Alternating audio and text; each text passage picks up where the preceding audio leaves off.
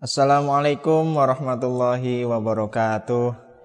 Bismillah, alhamdulillah, wassalatu wassalamu ala rasulillah Sayyidina Muhammad ibn Abdillah wa ala alihi wa ashabihi wa mawalah, amma ba'du. Apa kabar anak-anak sekalian? Mudah-mudahan kita semuanya diberikan kesehatan oleh Allah Subhanahu wa ta'ala. Dan jangan lupa kita juga terus menjaga kesehatan kita masing-masing. Baiklah, sebelum kita mulai pembelajaran, marilah sama-sama kita berdoa. Ila hadratin Nabi Mustafa Muhammadin sallallahu alaihi wasallam wa ala alihi wasallam. Muallimina muallim Al-Fatihah. A'udzu billahi minasyaitonir rajim. Bismillahirrahmanirrahim. Alhamdulillahirabbil alamin arrahmanir rahim maliki yaumiddin. Iyyaka na'budu wa iyyaka nasta'in ihdinas siratal mustaqim siratal ladzina an'amta 'alaihim ghairil maghdubi 'alaihim waladdallin. Baik anak-anak sekalian, pada pertemuan yang kemarin kita sudah membahas tentang tahammulul hadis atau bagaimana seseorang itu menerima hadis dari gurunya. Nah, sekarang kita akan membahas tentang adaul hadis atau bagaimana seseorang itu setelah menerima hadis dari gurunya, kemudian orang tersebut menyampaikannya kepada orang lain. Baiklah, untuk lebih jelasnya, marilah kita sama-sama menyaksikan tayangan pada video berikut.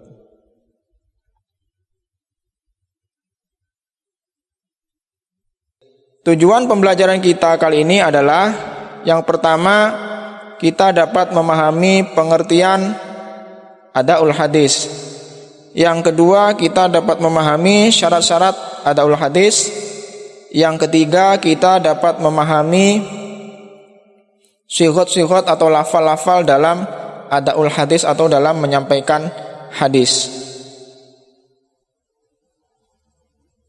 Adaul hadis. Adaul hadis pengertiannya adalah secara bahasa berasal dari kata adda yu'addi ta'diyatan wa adaan. Artinya melaksanakan suatu pekerjaan pada waktunya, membayar pada waktunya, atau menyampaikan kepadanya. Ada itu memiliki lawan kata yaitu qadha. Qadha adalah mengerjakan sesuatu bukan pada waktunya. Adapun secara istilah, adaul hadis ialah riwayatul hadisi wa tablighuhu li ghairihi bi siyaghin makhsusatin, yaitu meriwayatkan hadis dan menyampaikannya kepada orang lain dengan menggunakan bentuk kata tertentu. Riwayatul hadis artinya meriwayatkan hadis, wa tablighuhu dan menyampaikannya, li ghairihi kepada orang lain, bi siyaghin dengan sighot-sighot atau lafaz-lafaz makhsusatin tertentu. Adapun syarat-syarat adaul hadis adalah yang pertama muslim. Orang yang menerima hadis tidak disyaratkan harus muslim, tetapi ketika ia menyampaikan hadis maka dia harus muslim. Kemudian syarat yang kedua adalah baligh. Pada pertemuan lalu juga kita bahas tentang syarat-syarat orang menerima hadis.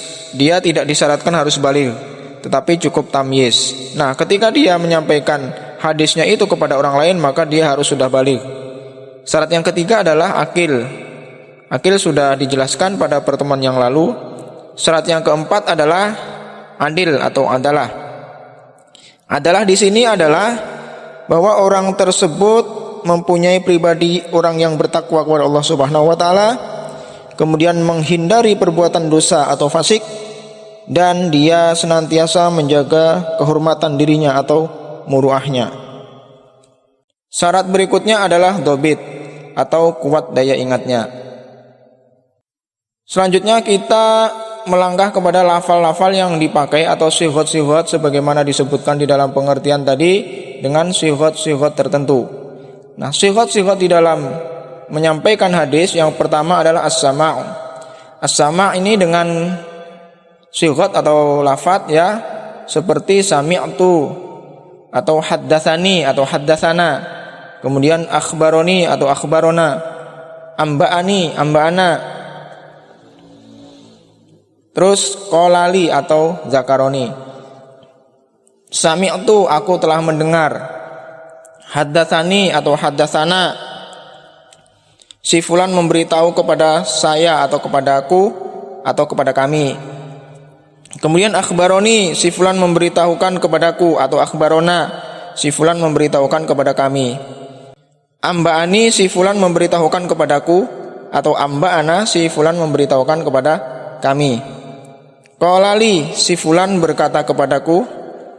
Kemudian zakaroli, si fulan menyebutkan kepadaku. Itulah lafat-lafat atau sighot-sighot as-sama' atau mendengarkan.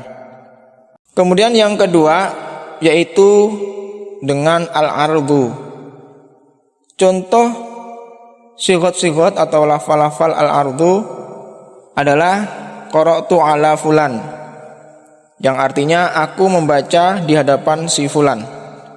Berikutnya quri'a alaih wa ana asma'u atau fa'uqirra bih, dibaca di hadapannya dan aku mendengarnya atau diakui bacaannya. Contoh yang lain adalah haddatsana qira'atan alaih, ia memberitakan kepada kami dengan membaca di hadapannya. Berikutnya ada akhbaroni atau akhbarona, memberitakan kepadaku atau memberitakan kepada kami. Karena pengakuan syekh terhadap bacaan muridnya sama dengan pemberitaan kepadanya. Berikutnya adalah al-ijazah. Contoh lafal-lafal al-ijazah atau sighot-sighot al-ijazah ini adalah ajazali fulan, artinya si fulan memberikan ijazah kepadaku. Haddatsana ijazatan, si fulan memberitakan kepada kami dengan cara ijazah. Metode ijazah ini bercampur dengan metode as-sama'. Berikutnya adalah akhbarona ijazatan, si fulan memberitakan kepada kami dengan ijazah. Metode ijazah ini bercampur dengan metode al-qiraah. Berikutnya adalah amba'ana, si fulan memberitakan kepada kami. Hal ini berlaku bagi mutaakhirin. Berikutnya adalah metode al-munawalah. Sighot-sighot yang dipakai adalah nawalani wa ajazali. Nawalani, si fulan memberikan hadis kepadaku, wa ajazali, dan memberi ijazah untuk meriwayatkan. Haddatsana munawalatan, memberitakan kepada kami dengan metode munawalah. Di dalam hal ini munawalah bercampur dengan as-sama'. Berikutnya adalah akhbarona munawalatan wa ijazatan, yakni memberitakan kepada kami dengan metode munawalah dan ijazah. Munawalah di sini bercampur dengan al-qiraah. Berikutnya sighot-sighot yang dipakai di dalam adaul hadis atau menyampaikan hadis adalah metode al-mukatabah.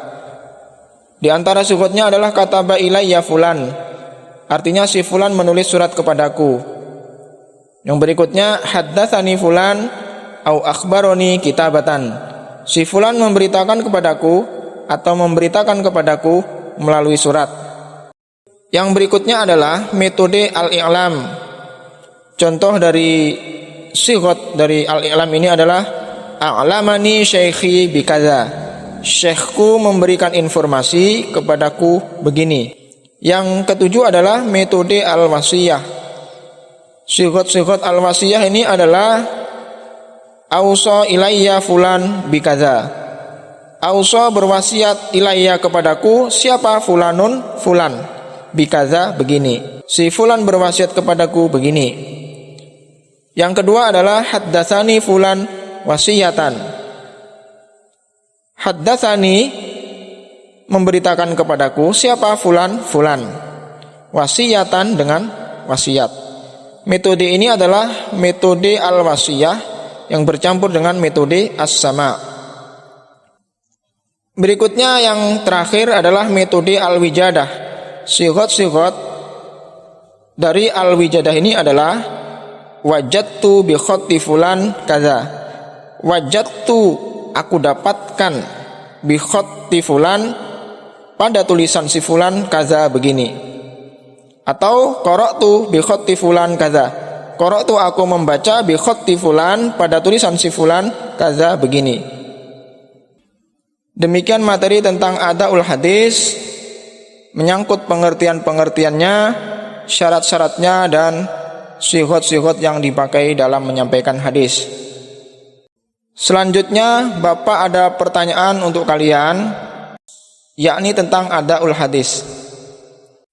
Di dalam tahammulul hadis atau menerima hadis dari gurunya, seseorang itu yang pertama tidak disyaratkan harus sudah baligh, tetapi dalam menyampaikannya dia harus sudah baligh.